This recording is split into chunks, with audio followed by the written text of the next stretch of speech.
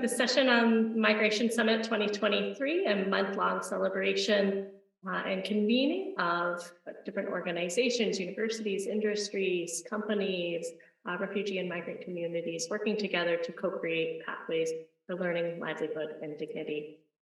Pleased to welcome and introduce you to the session on celebrating integrational diversity, bridging gaps in the calls for unity. And so I'd love to hand it over to our speakers, Daniela Alba, who will kick us off. Hi, everyone. Thank you so much for joining us in this discussion. I would like to go ahead and get started with the presentation. The idea for this entire session came from an article that was published recently by a Muslim scholar, theologian, Dr. Naila Tabara, where she explained that she does not necessarily support the call for unity in bridging gaps of diversity, because rather than call for unity, we should be celebrating the various diversities that come. Obviously, this is from a religious scope, but I was very inspired in my own work and research as a graduate student that looks at integration efforts of Muslim refugees in Western countries, more specifically right now researching Italy. I'm joined in this session by some of my closest friends.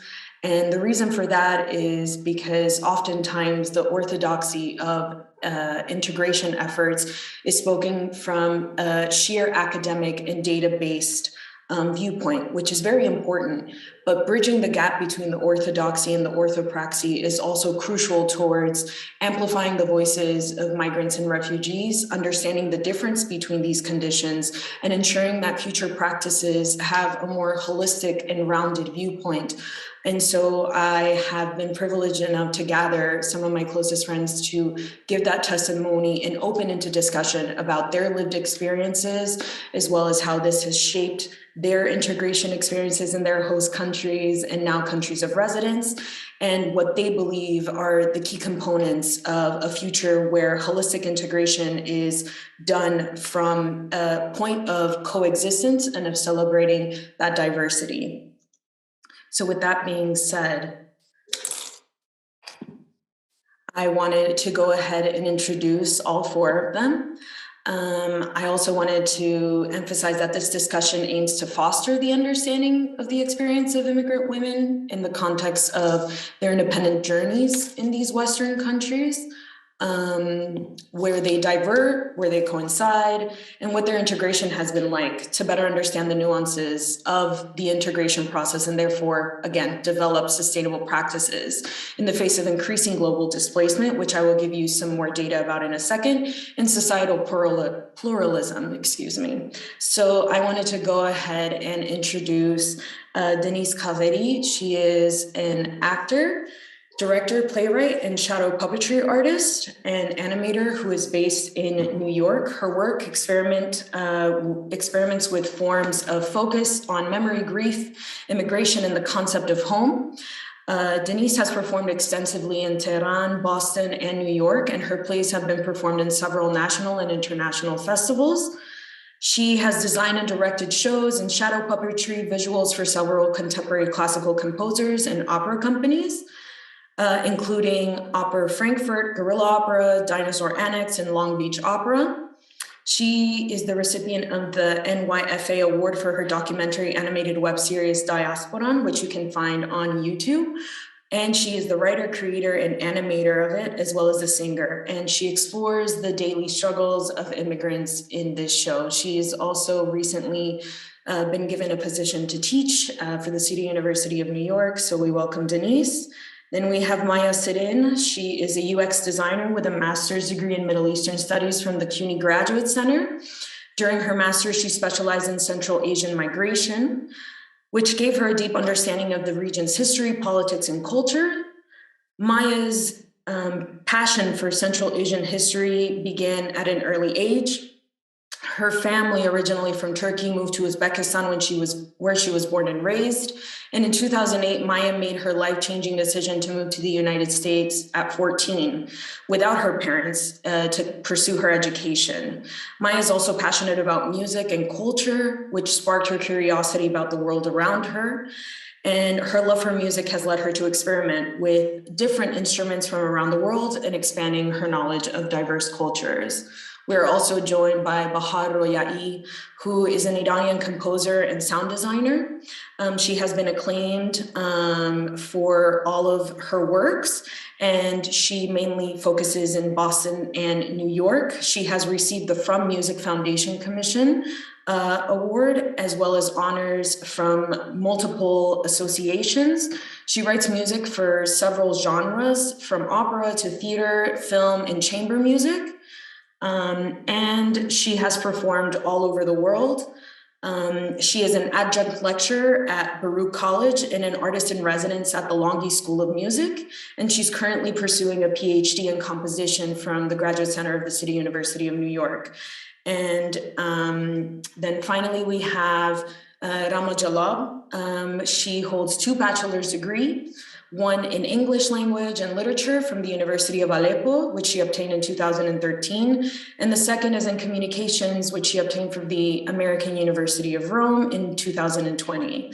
Rama is currently following a master's degree program in peace studies at the same university, and she has been based in Rome since 2017. She has also lived previously in Lebanon, where she volunteered as a social media officer for local NGOs. She also worked as an executive assistant at the Syrian American Medical Society, SAMS, at the Lebanon branch for 2 years. Rama has interned as a programs intern there, where she supported the development, grants, and proposals between the HQ and regional offices. Her career and education path emphasized the importance of effective communication in securing aid in the right time and place for people in need and in emergencies. She aspires to dedicate her knowledge and career to helping provide immediate assistance through humanitarian efforts worldwide. She enjoys exploring an eclectic array of music, reading about psychology and sociology, and spending quality time with her friends and family. So I am very happy to share this platform with all of them. With that being said, I want to go ahead and go into the discussion background. We will be exploring 2 main questions. One is how the experience of these 4 women has shaped the way they feel about integration efforts, and what are the ways that they believe that the integration processes can be improved for future generations. Before we dive into that, I just want to go ahead and show some data. So according to the UNHCR current reports for 2022, there are 103 million forcibly displaced people worldwide. According to the International Organization of Migration of the UN, there are 281 people living outside of their country of birth, which makes up roughly 3.6% of the world's population. The UN Women estimates that almost half of these estimates, the numbers that I just gave you, are in fact women and children. Just to give you some more data to hone in on these regional aspects, this is information that I gathered from the UN Department of Economic and Social Affairs for 2020, and it's divided by gender. So as you can see, women make up now more than half of that. And this is a breakdown of the regions that they are settling in and coming from, to the right and the left. So we're going to be focusing obviously on the European region, and obviously also the North American region, where these women have now settled. So I want to go ahead and start the conversation with the 4 of them, obviously answering these questions. So I will stop sharing the screen and we can go ahead with the first question. Whoever would like to start can take the floor.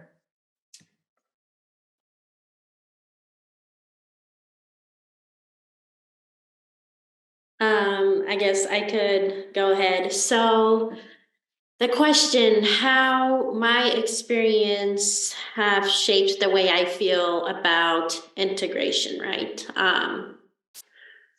I came to the United States as a teenager, and at the time I did not want to move here. I was very happy with my friends and my school back in Uzbekistan, and I didn't have much of a culture shock compared to others, I would think, because the school I went to had students from all around the world and our curriculum was in English. But of course, even if that was the case, it was still hard to adjust. And my parents were not with me. The first year I was with my sisters, who were in college at the time. And after that, I just dormed. So being a teenager, all by herself and trying to adjust to life in the United States.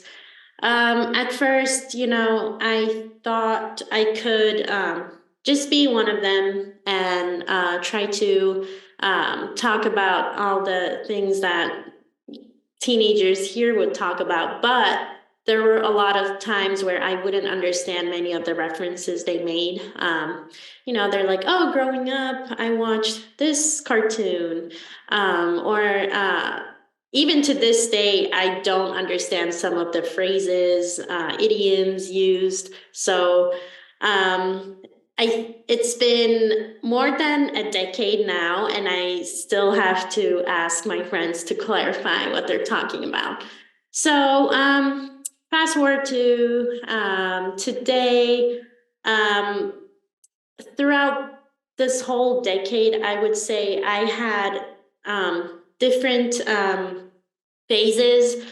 At some point, I was really in tune with my own culture and tried my best to represent it the best way possible. And I think that was easier back in New York, which is more diverse. But right now, I'm based in Texas, and it looks a lot more different. And I feel like right now I'm actually more distanced from my culture. And it's harder to represent or make your culture be more visible when everyone else around you looks kind of the same, right? Back in New York, I tried my best to talk about uh, about anything to do with my culture. And also, I used to wear the hijab, so I was visibly Muslim. So, it was much easier. Um, I feel like, so going back to the question, how I feel about integration, I feel like back in New York, um, I didn't necessarily feel like I was being assimilated because of all the things I mentioned. I was visibly Muslim because of my hijab, and everyone else around me was from a different part of the world. So there was ample opportunity to talk about different cultures. And I really liked that. I felt that that was celebrating diversity. And that actually made me feel like there was some feeling of unity. But right now, both because of my personal choices, at the moment, I feel a lot more distanced from my culture. And because of that, at times I feel like my sense of being is shaken, and I feel I don't really know how to best explain this, but I feel very self-contradicting. Sometimes I'm like, oh, I really want to make my culture more visible to people around me, but then at times there are some things that I don't like about my culture, so I want to ignore it completely. So it's very complicated, and I'm not sure if I answered your question well, but I think it could be a good starting point to carry on the conversation.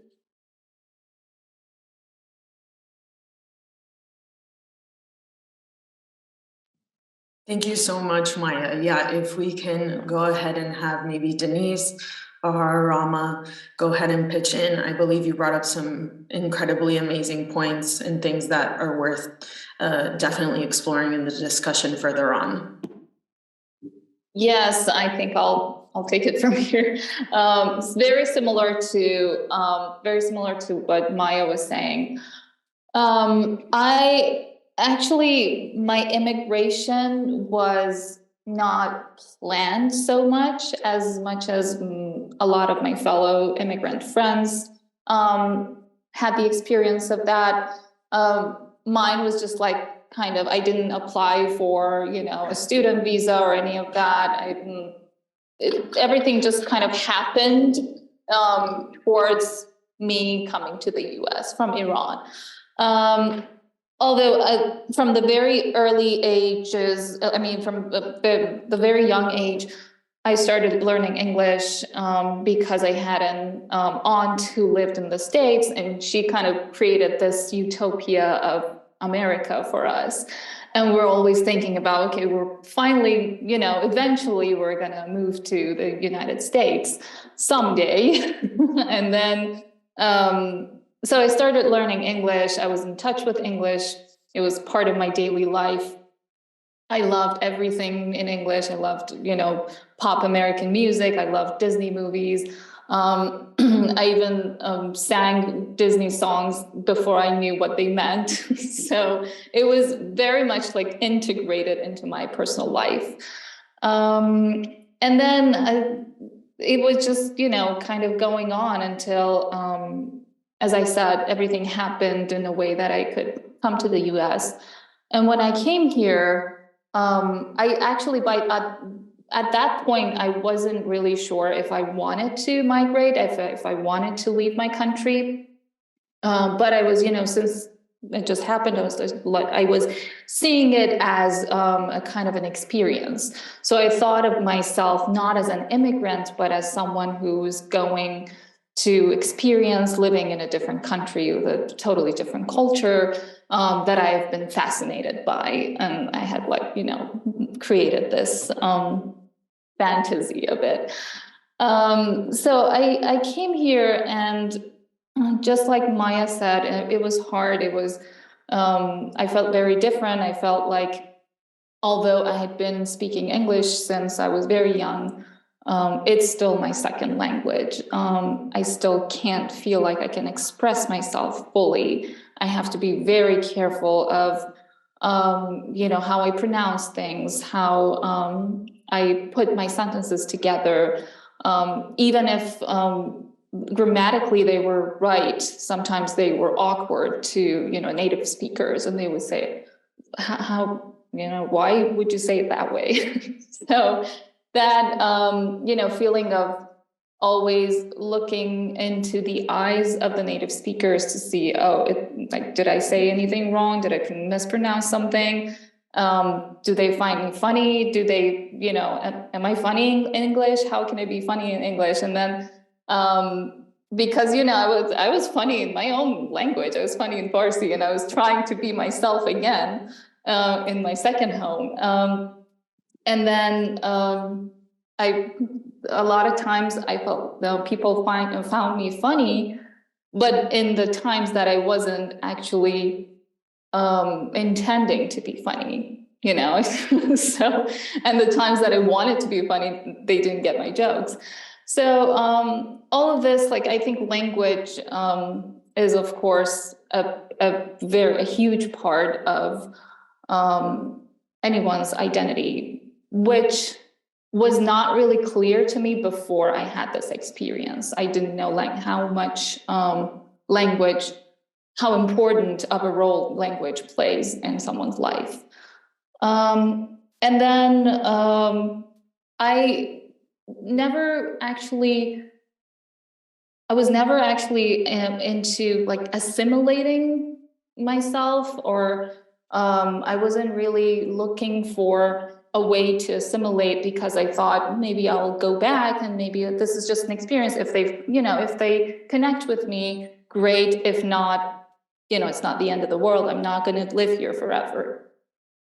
And I started making this animated web series about, these daily struggles of immigrants, the things that nobody actually talks about, or at least nobody talked about when I was, growing up, because I had a lot of people, I knew a lot of people who had immigrated, especially to the US, and nobody talked about these things. Nobody said that, the subway is really messed up, or I don't know, that it's not, things are not super on time, or things are not very organized as you think, or as organized as you see it in the media.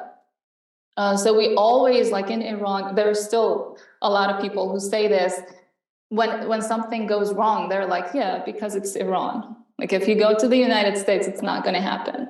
And these things, I started to realize that it's important to show these struggles to people, not to necessarily talk them out of immigration, but to just raise awareness and let them know that these are the struggles that you have even here. So I started making that series, which was about immigrants. And ironically, I didn't consider myself an immigrant fully up until this past year, where everything was kind of exploded in my country because of the protests led by women and the government shutting them down, executing massive executions. And it got to a point that the way that the government is acting is just not acceptable. Like I don't think I can go back and, for, I don't know, who knows when. So that was since September, it dawned on me that yes, I am an immigrant now. I have to go through this process of assimilation. And I kind of saw it as, I'm a foreigner in a land of, in a land that belongs to its own people. So I have to kind of change the way I live, the way I, think, maybe. Which has been a really, really disturbing journey for me since September, because it's just, everything has shifted in my mind. Not necessarily that being true, but, just the thought of it and the way that I see things work, and I have to fit myself into that. Yeah.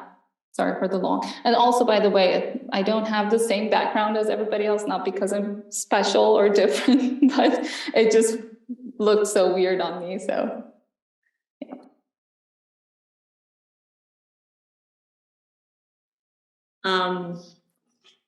I just follow, if I may.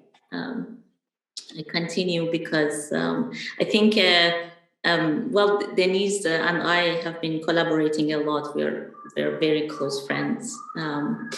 And it's interesting that when she talks about, wait, I need to close this window apparently. It's going to make a lot of noises, sorry.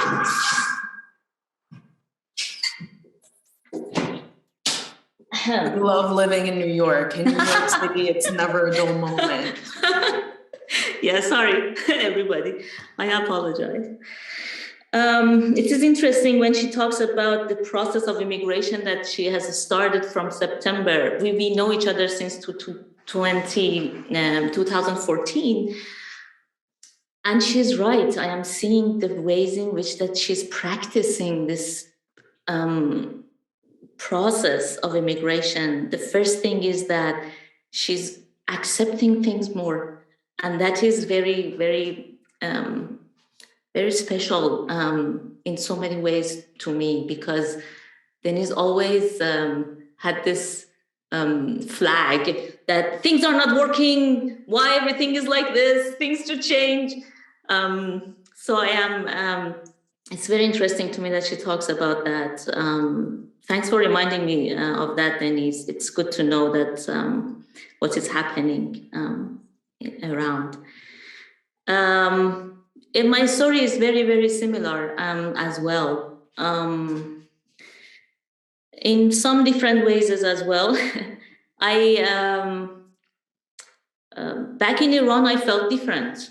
And it is important to mention that. I want to mention that this idea of a hegemonic culture of one country, it needs to be mentioned that it is inaccurate. I felt different back in Iran. I had very different ways of looking at the world. Some of them which was shaped by the Western art, basically, because I studied, I was a piano student. I liked classical music. But at the same time, I never had an idea that I was going to leave the country. The differences that I had and the different ways in which that I was experiencing people's gaze on me were accepted by me.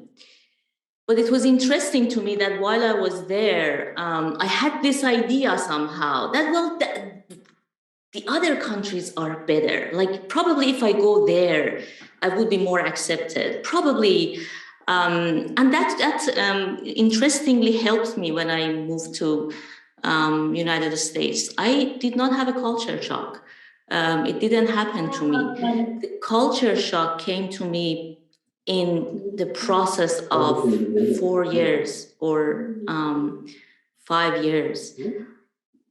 Slowly, I just... yeah, okay. So, sorry. Slowly, I was experiencing that things are not the way it should be. I am experiencing some kind of things that it bothers me. Things that you never think about.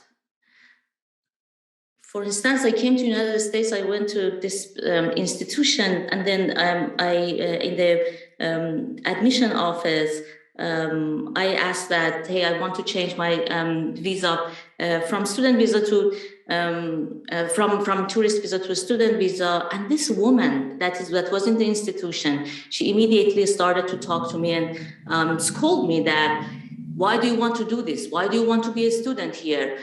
You are Iranian. I know all of you Iranians. You are all the same. You come here, you change your status of visa to student visa, and then you want to get married, and then you want to get a green card, and then you want to become a citizen. I was in the law firm. I know you all. And I was like, wait, you just jumped ahead. I just think about 6 months ahead of me. I don't know what you're talking about.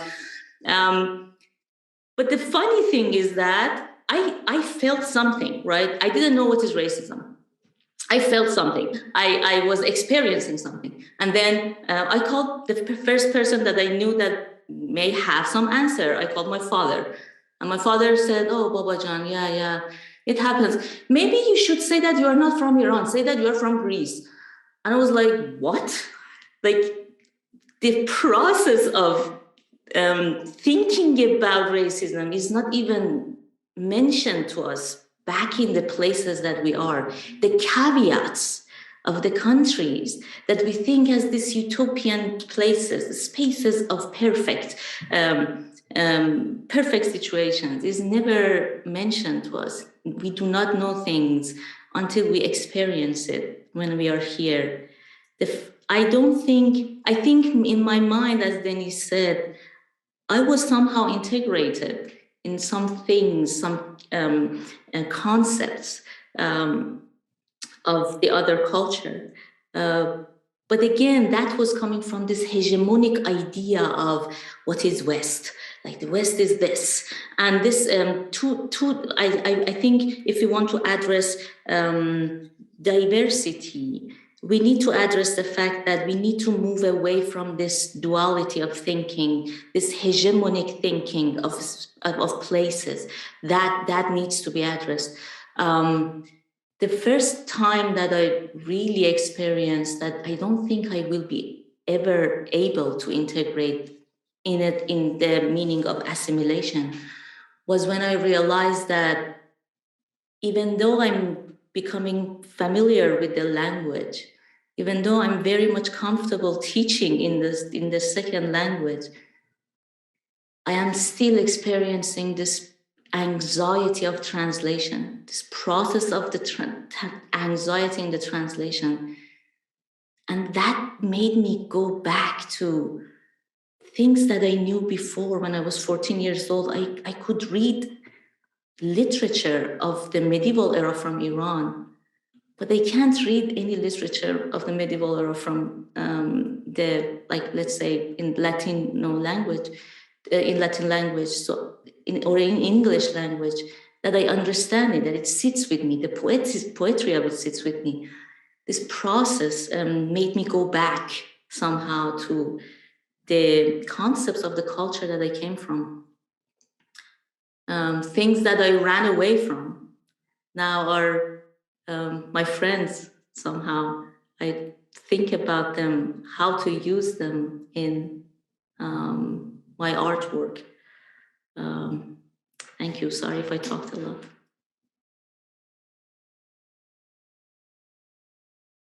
Thank you, Bahar. That was beyond amazing. Thank you, everyone.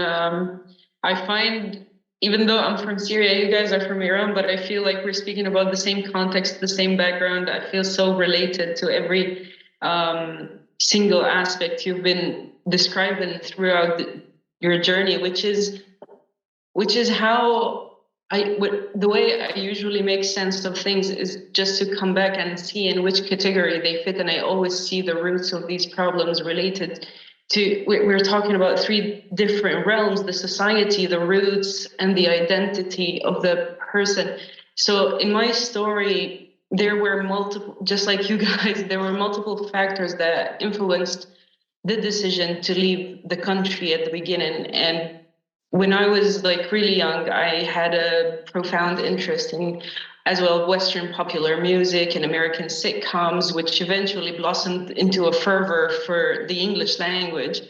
And aside from that, parallelly, I was also a native speaker of Arabic, which is a language that captivated a vast array of words and could vividly describe every single emotion, every single stance, experience in life in words that there is a word for every single thing that you feel. So the language opened up in me like an avenues of feelings that I had this intimate relation with words in my own world, in my own sphere. And then there came the English language that also opened up this new realm of thoughts that had to do with the Western content that I was dealing with as a teenager at a time that I was not really able, let's say, to decipher what is being ingrained in my brain, which also, of course, now we speak about the societal context of the matter, which is the thought, the over glorification of what the West is, of what democracy is, of what individualism, like my own identity. I need to be me. I need to articulate my thoughts. Nobody hears me.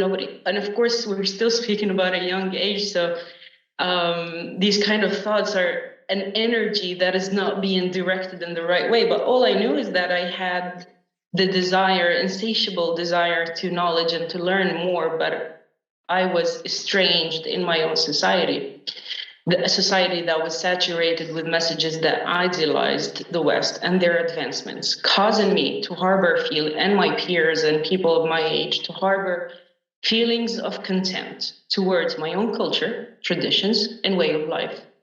Though I initially aspired to, at the beginning, I wanted to become a psychiatrist, fascinated by the psychology and how it could unlock one's potential to a fulfilled life, because I could not find myself within my own society. I was always the outsider, the one who was unable to fit in due to my thoughts, my behaviors, the the new, let's say, ideologies I started gaining subconsciously through media, and started experiencing what is best called as cultural estrangement. Now, on the other hand, having been raised within a Muslim family with the highest Islamic values and morals, and in a supportive family, I could not reconcile the teachings with the discrepancies I observed in people's actions. So as a result, emotionally, culturally, and ideologically, I was estranged. I was driven by this curiosity about the world and a longing for, let's say, a self-discovery, a journey that I was willing to take on my own. And I concluded that leaving my country was the most necessary step for personal growth and fulfillment. But then, being outside, I was met with what people describe, let's say, I experienced cultural shock in a sense that who are we in these external societies that we went to?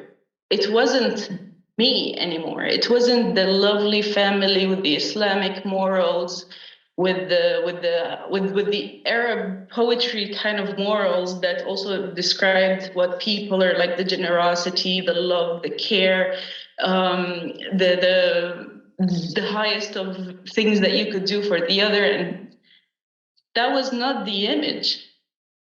And being already detached from my own culture at a young age, I had this urge to integrate into the host societies that I've been to, whether it's Lebanon or Italy later on, losing sense of who I truly am.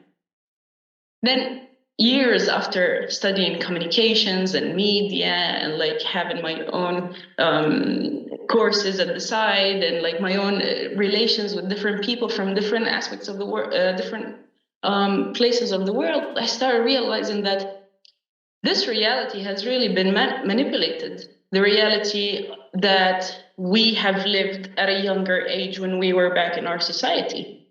The things that we were taught about our own self and then about the host societies were all tailored according to certain interests, which we could, of course, talk furthermore when we speak about media and representation. But for this section, I started realizing that this so-called integration, even though you and I, Daniela, had conversations before, the word integration, in a sense, is a beautiful word. Again, I go back to my relation with words. In definition, it's good. In theory, it's good. But in practice, it was not what was it supposed to be. It was more of assimilation rather than integration.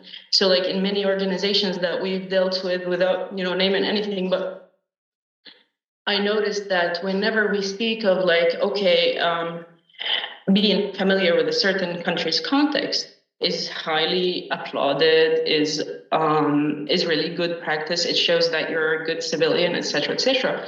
But when we start touching upon the topic of Muslim practices, then you start seeing people's faces changing colors. And this is where it struck me the most, because you're not asking people whether they're Muslims or not. There's already an image. If you're a migrant, there's 90% chance that you're a Muslim, but whether it is this or that, but what you're trying to do to those people is just to teach them about who you are, but never to understand who they really are, and causing them to go into so many different psychological processes of losing their identity, losing sense, being detached, being estranged, being so many things that are really difficult for a person to deal with.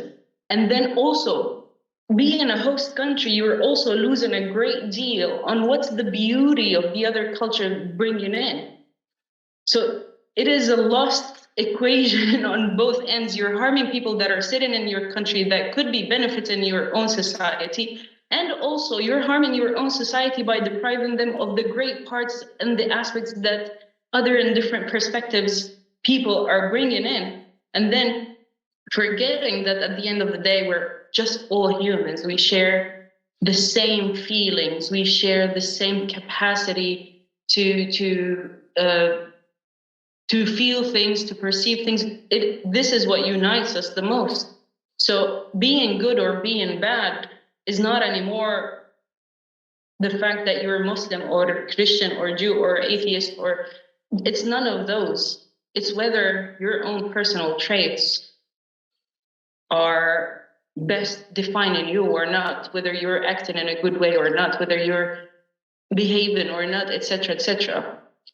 All of those meanings got lost within integration, and how I saw integration happening here, realizing that at the end of the day, every societal context has its own issues.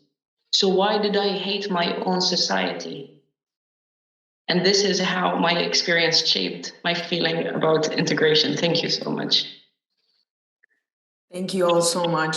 Extremely powerful testimonies. And just to kind of touch on a little bit of what all of you kind of mentioned, this is the perfect example of what I see now in the chat. Fedi, thank you so much for sharing this article. I believe where academia genuinely falls short is that it describes in a very ascetic way, without feeling exactly what these women are describing in the reality of it. And while we can unmarry ethos, pathos from the logos, whether that is in research or in lived experience, at the end of the day, quantifying the human experience and the lived experience is never, I believe, a good way of creating a celebration of diversity and creating a holistic vision of what integration can be. With that being said, each and every one of you mentioned a piece of being disassociated from your original cultures, from where you come from. I want to touch on this point in the last question. If each and every one of you can just kind of summarize for me very shortly, given the time that we want to enter into discussion with the audience, how the media and the public perception of where you come from has shaped that disassociation, both, you know, kind of before you entered into this diaspora community, and also now in retrospect of your experience and what you all have shared. So I will pass the floor on to you for that.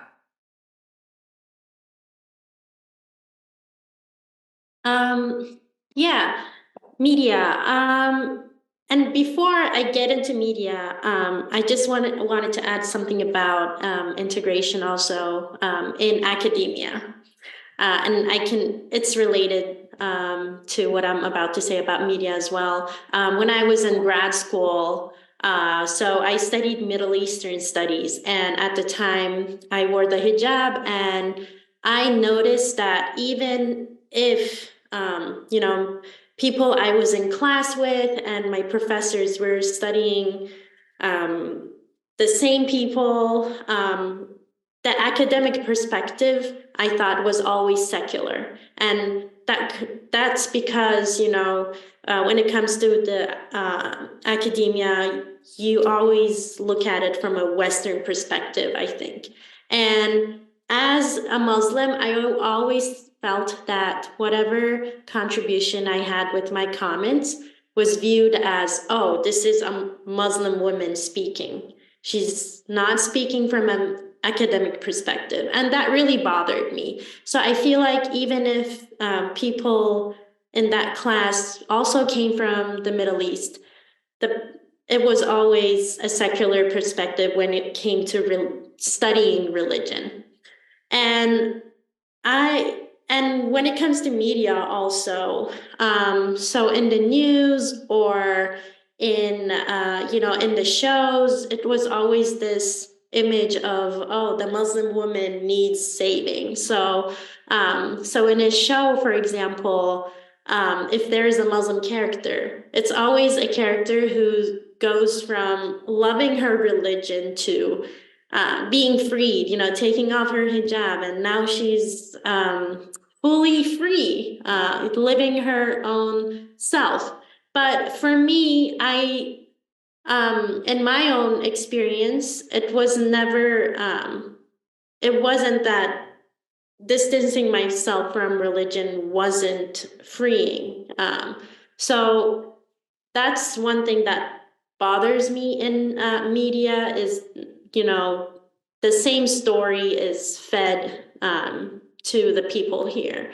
And also, it's also seen in like the news. It's always the negative, right? There's never focus on the positive. And I'm sure all of you will touch on this also, the double standard on how stories about Muslims are covered. And Rama, when you speak about words are very powerful.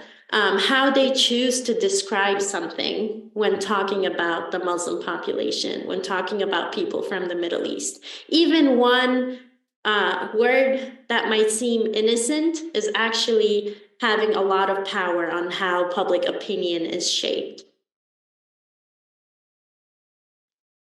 That's so true. We see even in many studies in our university how interpolation worked, even within, like, apart from Islam, apart from everything, how it worked with, let's say, military recruitment in the US, with starting with the you factor and the pointing finger, towards whoever is the spectator. We see that the use of the word and the directive language towards the reader, the listener, you are very important, you, etc., etc. Even though it's very simple, it's 2-3 words, but the psychological studies behind that are far longer in how much they impact the society. In my personal view, when it comes to Islam, first of all, it is imperative to establish a comprehensive understanding of what it truly means to be a Muslim, which is something what I call is 101 Islam. All of us know, which is something that we know through our personal experiences and teachings in schools and families, that the Islamic faith is a faith that encompasses a philosophy, a set of laws, a compilation of knowledge that guides one's existence in its entirety, from one's relationship with the self, family, neighbors, society, knowledge, politics, economy, how to eliminate the differences between social classes. Islam imparts a set of values and morals. Like, for example, an integral aspect of being a Muslim is to extend the same well wishes that one desires for oneself to the others. You cannot be a Muslim if that is not included within your faith. And this tenet was established centuries before the Universal Declaration of Human Rights, as Muslims were directed not to harm women, children, the sick, the elderly, those who do not wish to engage in combat.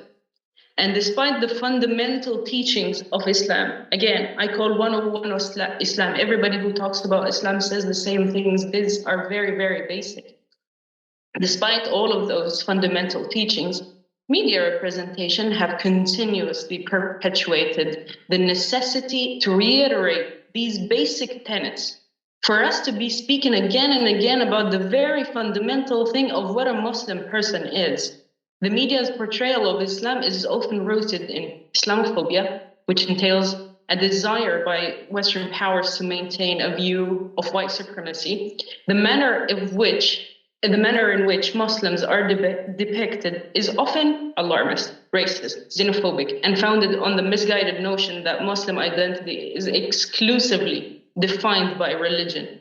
Hostility towards Muslims and their communities is encapsulated by the term anti-Muslimism, which is an entire ideology that is often mixed with other rhetorics and ideologies. And the media's construction of Muslims as the other, an entire separate other, perpetuates stereotypes that link them to terrorism and fundamentalism, and an Oriental stereotype.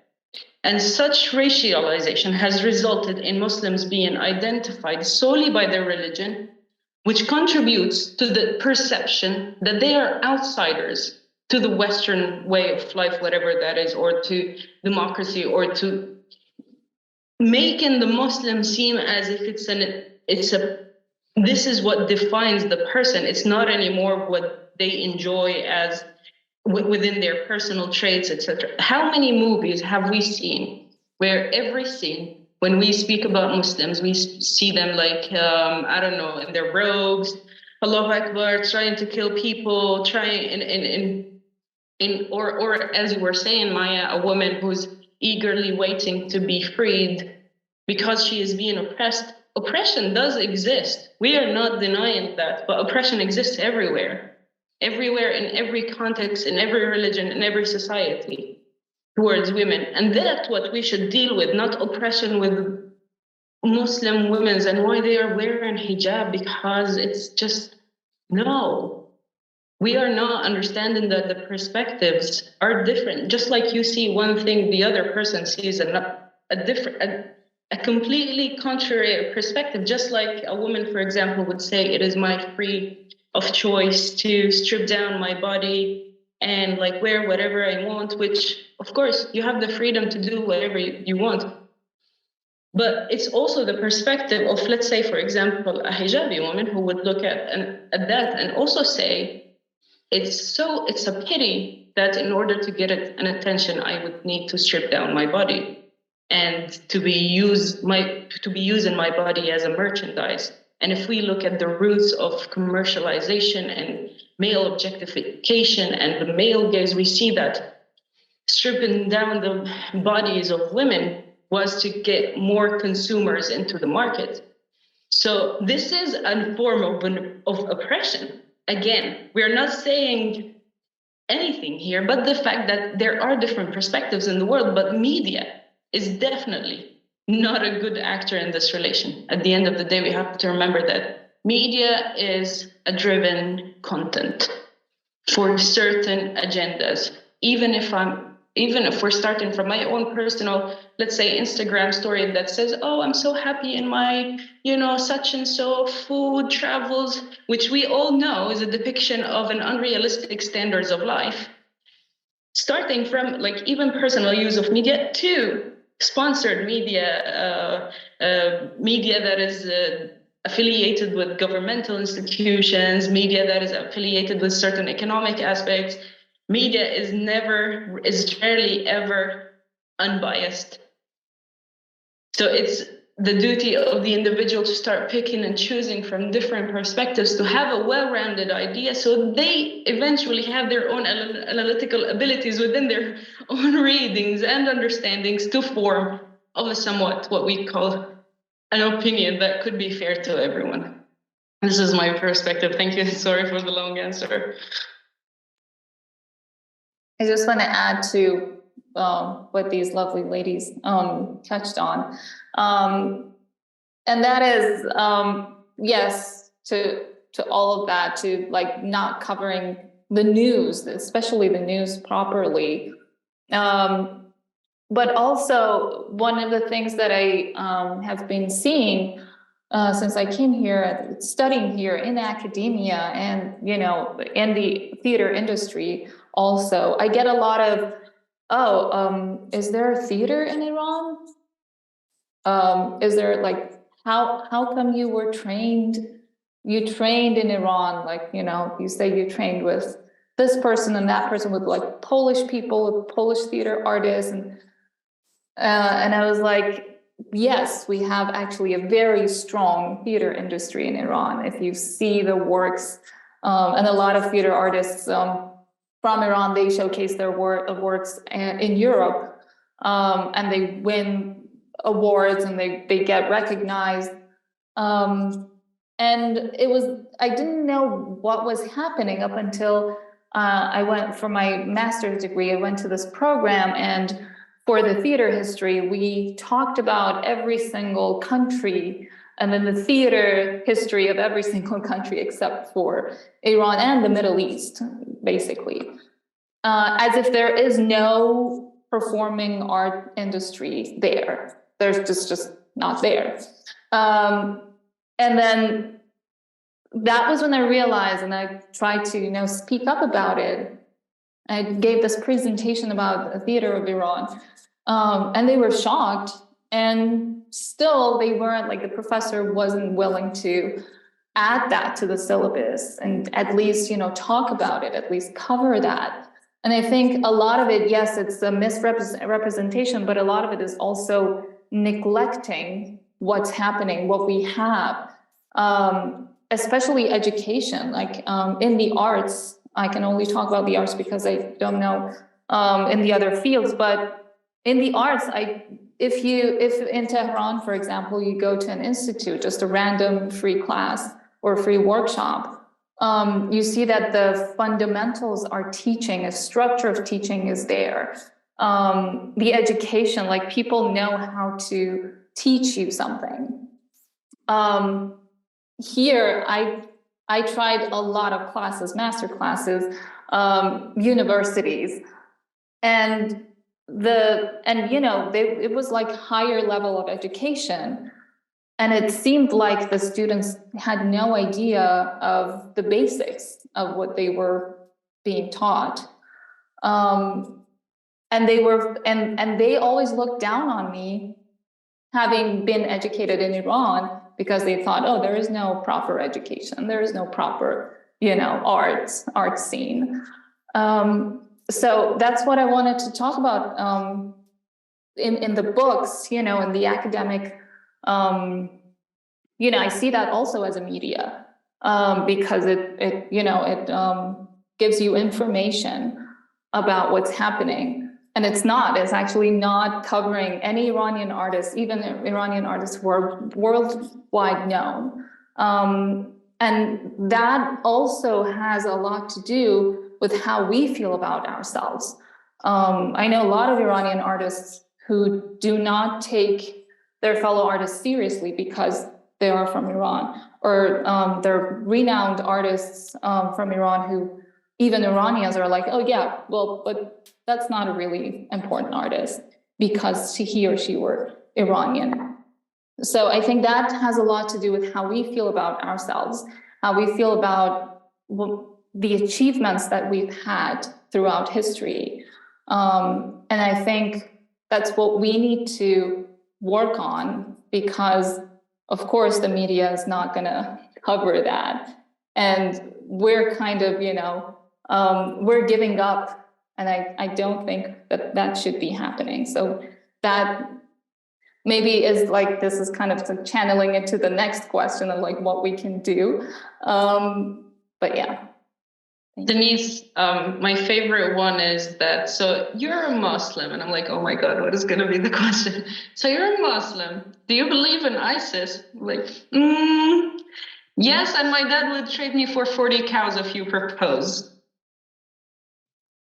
So I'm just saying, like, my favorite kind of questions ever, they always start with, you're a Muslim. I'm like, oh my God.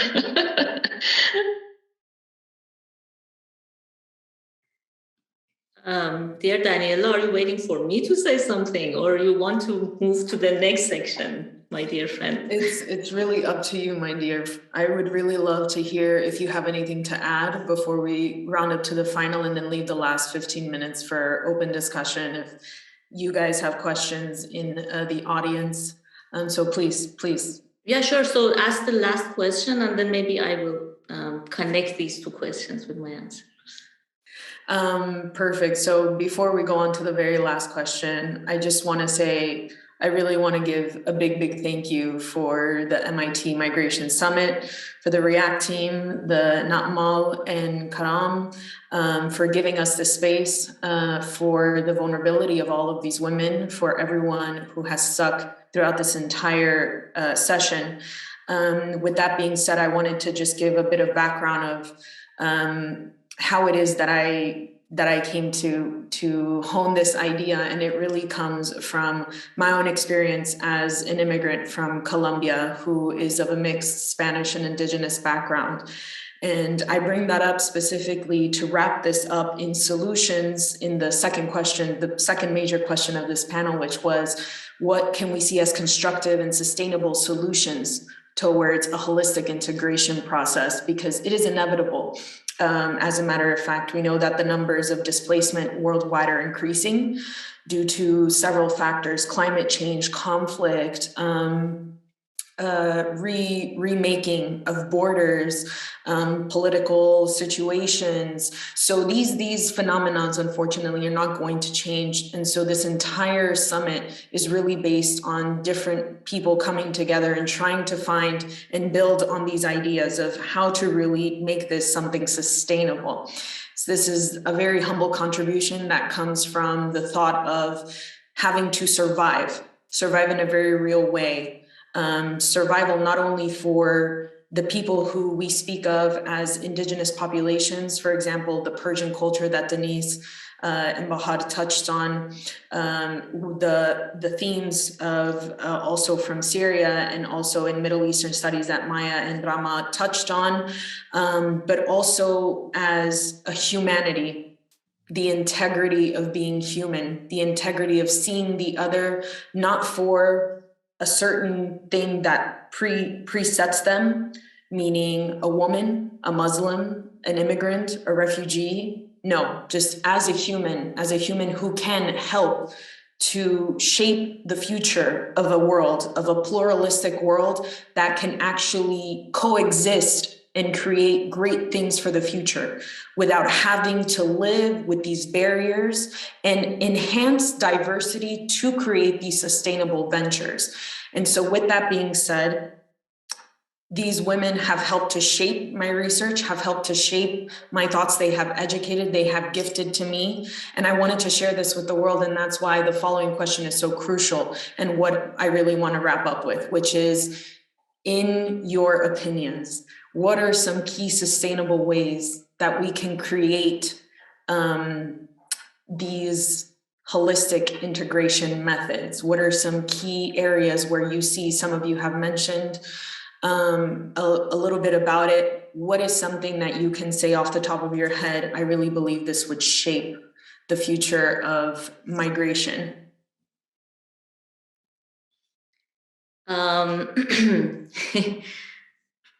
Thank you so much, dear Daniela.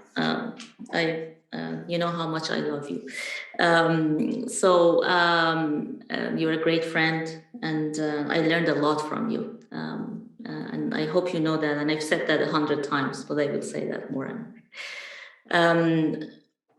Connecting these two questions, these two last questions, I really think that media has a very, very important role. I have lost any faith to any media. I think media for the past 40 years, at least about Iran, that I can say, it just gave this very much reduced image of 70 million people as one person. Even recently, like for that 40 years, for different purposes, recently there is this huge movement and revolution that is happening that is trying to attack all these hierarchical patriarchy. It is happening in Iran. In media, it was just a glimpse, and then after that, it was just gone. I have lost any faith to media, and I've started actually embrace TikTok and these little videos that are on Instagrams. I'm starting to believe in individual journalism, and I think that is very important because it connects the person to content making. I think there should be, the platforms should give a space to the immigrants who are making content, let them share, and that is going to be a very huge cross-cultural education process within making content. I think we should embrace diversity in leadership. I think media platforms should give space to the immigrants who have this, who do not have this hegemonic idea of any place, and so they can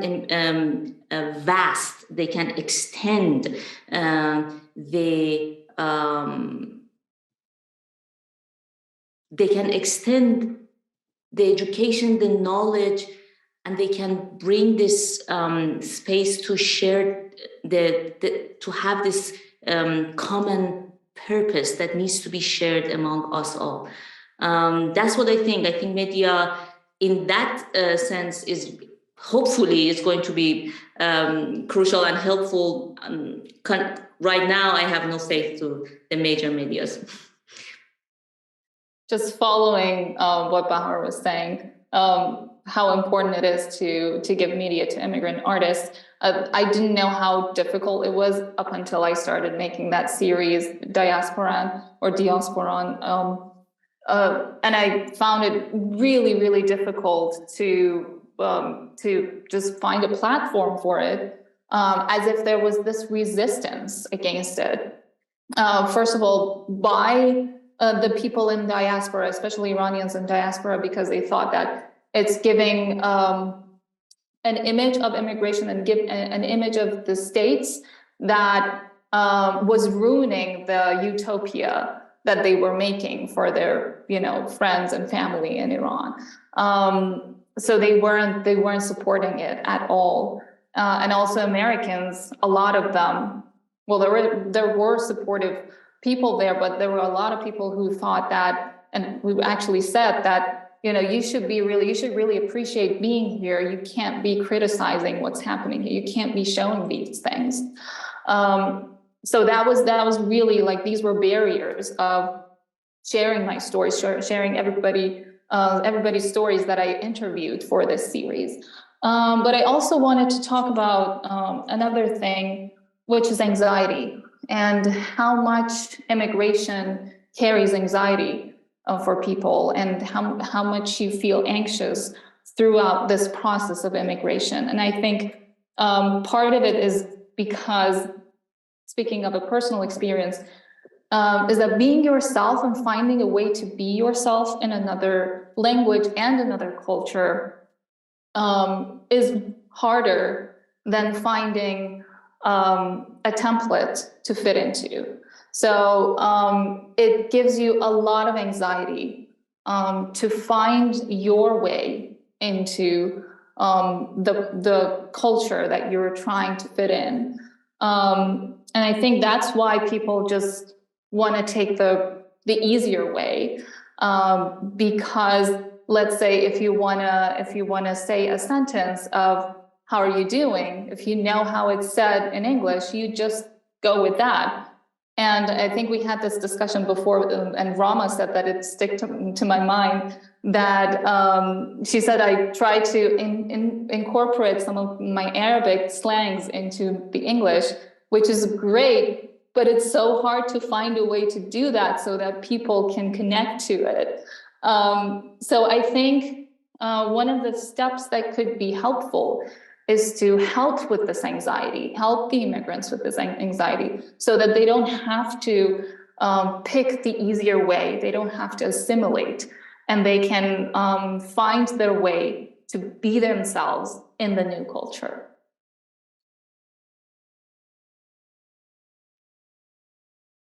Thank you, Denise. I technically would add to all of your previous opinions. This is amazing.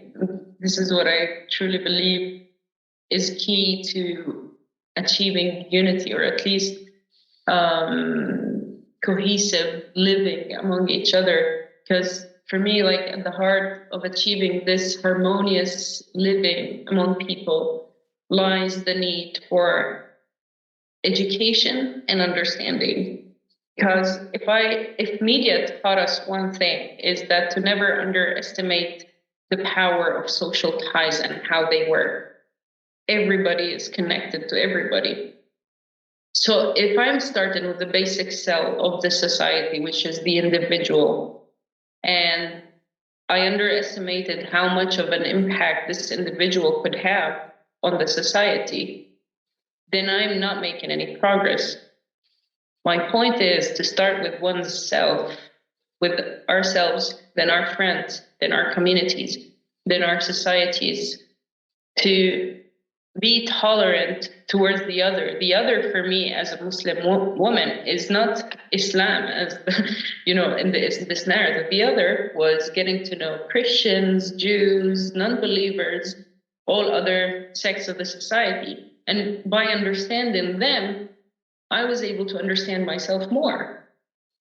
And this way I was able to impart upon my peers the things that help us connect, because to connect, it doesn't mean that I only have to behave good, and like assimilate to your traditions, etc. No, connect is a total different word. It means to be able to see from the perspective of the other person, and then to maintain your own perspective and come up with a perspective that unites the both of you, that meets both of your needs. So this unity begins at an individual level, where we must strive to cultivate a deeper understanding, deeper sense of self-awareness and empathy towards other, and to reject ignorance and preconceptions. Because if I am true to myself, there was a preconception of what the West was supposed to be before I came here, and what Christians and non-believers wanted to do to me if I only step one foot out of my country. So I was already loaded with because of also, again, the media, of preconceptions that somehow defined how I saw the world, until I was all by myself, and then everything got shattered and I started to build by myself, step by step, how the world is looking like for me. So this way we create an environment of mutual respect and collaboration. And it's also essential to recognize that despite the differences in religion, nationality, and other characteristics, and any other defining characteristic, we are all fundamentally human. We share the same emotions, experiences, aspirations. And it is our personal traits, again, like I said before, and the actions that truly define us. In the pursuit of unity or coexistence, it is crucial to embrace a balanced and inclusive narrative in the media and in the public policies when we speak about a bigger scale than the individual. Hate speech and discriminatory content should not be tolerated, as they only serve to drive a wedge between people and sow seeds of distrust and animosity and hate. Relearning history from a diverse perspective can also play a significant role in fostering unity, because when I am in one country learning about history from my own country's perspective, it is not helping. Rather than glorifying one group while vilifying another, we must acknowledge the complexity and nuance of past events and the roles played by all the parties involved. And finally, we must make a concentrated effort to promote interreligious dialogues and social events that bring people from different backgrounds all together, whether through shared meals, games, or other social activities. Such events can create a space for individuals to connect and build bridges of understanding and respect, and eventually just prioritize education. Education is key. They used to tell me, like when I was young, that knowledge is power. And I never truly understood what that meant until I lost all other powers in the world. And I realized that my power relied here. This is how I am here where I am today. It's what we learned, and it's not what we learned in school by itself. It's what I personally learned from the other. Thank you very much. Thank you, Rama. I agree with all of you. You guys all talked about it beautifully. And I also want to point to cultural differences. So a lot of times when we're talking about a specific culture, we tend to forget that every individual person has a different story. And I understood this more deeply when I worked on Central Asian migration. So a lot of the people that I worked with for my oral history project, they came from parts of Central Asia, and they lived through the Soviet time. So they're coming as someone who is who comes from a post-Soviet country as a Muslim, but they all had very different experiences when it came to religion, when it came to their Soviet past. And that made me realize I can't really go with all these assumptions that they're going to have somewhat of a similar story. And also I noticed this when in my personal experiences with friends. And so in New York, like I said, it was very diverse. And as someone who was always interested in different cultures, I always got excited when I found out someone is from, a different country from the US, and I wanted to talk about, their country, their culture. But then I noticed not everyone is open to show their cultural differences.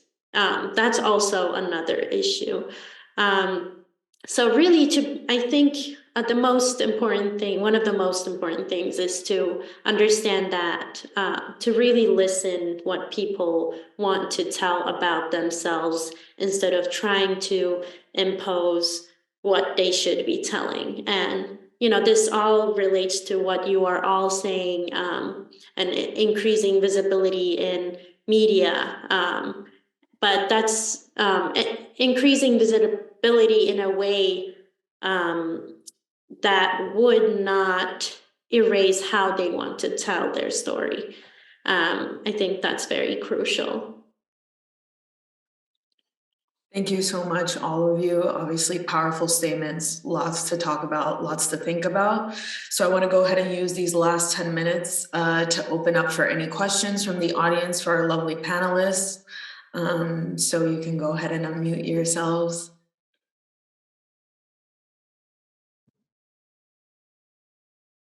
Hi everyone.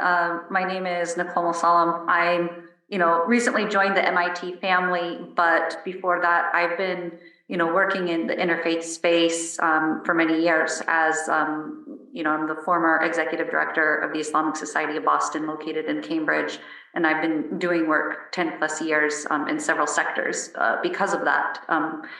And I first and foremost want to thank all of you for sharing your stories and your perspectives, because I do see it day in and day out.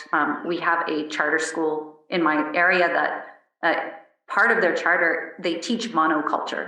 And I don't think they realize how harmful that is to our children. And I guess mine is more of a comment rather than a question. But especially in listening to your stories and the ending comments, we have so many people who think of themselves as allies and who want to, say, uplift your voices and other voices from our community, but they usually co-opt that, or they try to use it for their own unconscious bias. So we really have to tackle this problem of unconscious bias, of believing that one culture is better than another, or embracing this monolithic view of Islam and the cultures that comprise it. Really let your voices come to the forefront and take our cues from individuals like yourselves, rather than trying to insert our own intentions. Thank you so much. That was really hit the nail on the head. Thank you so much for that contribution. I believe there's someone else with their hand up. You can go ahead.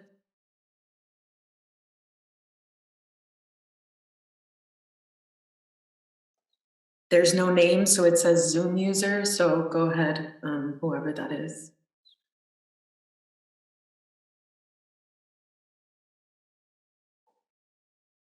If not, it's okay. Whoever else has a question. Hi, can you hear me? Okay, sorry. yes.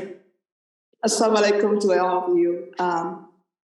My name is Jamie. I'm actually from a Muslim country, and I just wanted to say, a lot of times people tend to stereotype Islam and also have a lot of xenophobia, regardless, like a religion.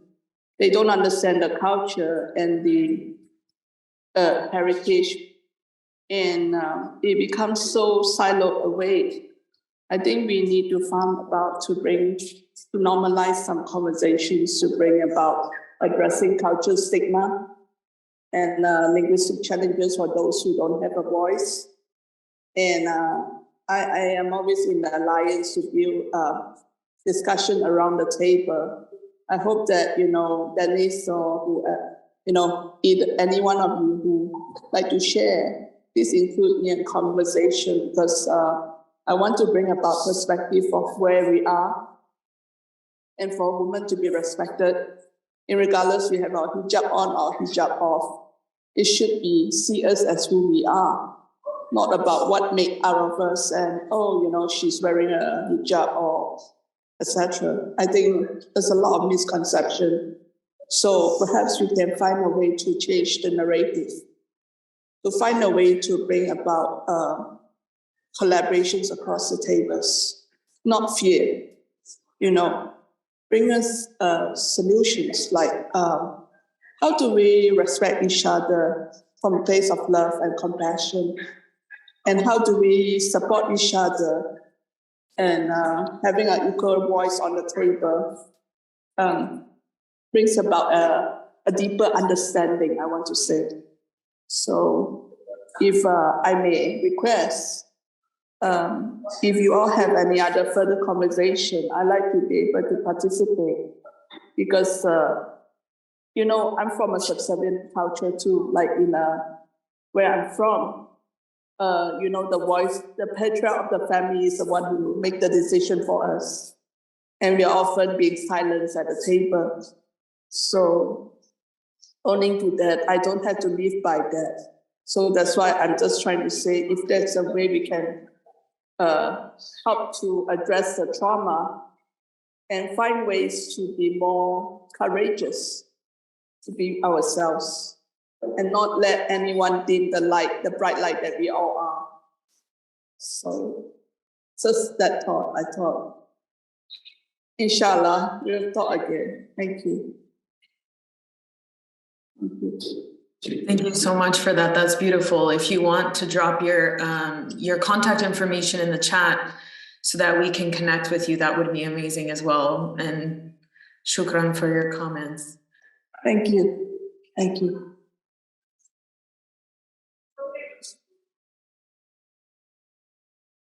Yeah, of course. If there's anyone else, please go ahead. I don't even know how to raise my hand in Zoom. I'm not like the most tech savvy, but I wanted to just thank you all at Migration Summit. This is just such a beautiful gathering of people and experiences. Thank you so much for moderating and for everyone sharing their stories. I just wanted to say that I wrote the song with one of the experiences with displacement participants from South Africa, the song that was played at the start. And so I write music with people from their stories, and I would just really love if everyone from this session, panelists, people who are joining, might like to join. We're doing a songwriting session on the 20th, and I would just love to have your voices in all languages, and just to see just to continue this conversation, but in a musical language. So thank you so much. I just feel really inspired and moved. Thank you so much, and we would love to. Do you have contact info? I will definitely sign up for that session on the 20th, and I'll share it with the group. Since we briefly touched on this whole dichotomy of self from all of you, I just want to say then Assalamu alaikum, and next week Eid Mubarak, just in case I don't see any of you. But I hope all of you feel free to embrace who you are, whatever that may be. And inshallah, I will keep you all in my dua. Thank you so much for your beautiful words. And also Eid Mubarak to you as well as we come to a closing of the holy month. And I just want to thank everyone so much. I don't know if the panelists have any last words, please. sorry. I just want to thank Migration Summit and Daniela, especially you. I've known you for a couple years now, and I've always enjoyed our conversations, especially conversations around these topics. And for the past few years in Texas, I didn't get to think about these things much. So I really wanted to thank you for involving me in this, so that I remember how important it is to talk about these topics. Thank you. Thank you, Danny. I basically wanted to say the same, so thank you all. Thank you very much. Thank you. Yeah, same here. I just wanted to thank you, especially Daniela. We love you. Well, Dennis said the last sentence that I just wanted to say. Thank you so much, Daniela. Thank you, everybody who are here. It means a lot. Please stay in touch if you're willing to. And I want to thank Migration Summit as well. It was thanks for this opportunity. It means a lot. And thank you to Rama and Maya. I really literally learned a lot from you both. Thank you so much. Of course, Dennis, I mean, we are friends. We talk with each other every day. So thank you. It's too late now. Thank you so much, everyone who attended. The contacts are all in the chat room. Please feel free to reach out to all of us on the various platforms. Thank you for this opportunity, the vulnerability, the open-mindedness, the conversations, and all of your expertise. May we know women like you. May we cherish women like you. May we give you always platforms to speak and to give these testimonies. And may we continue this work slowly, individually, and holistically. Thank you so much, everyone.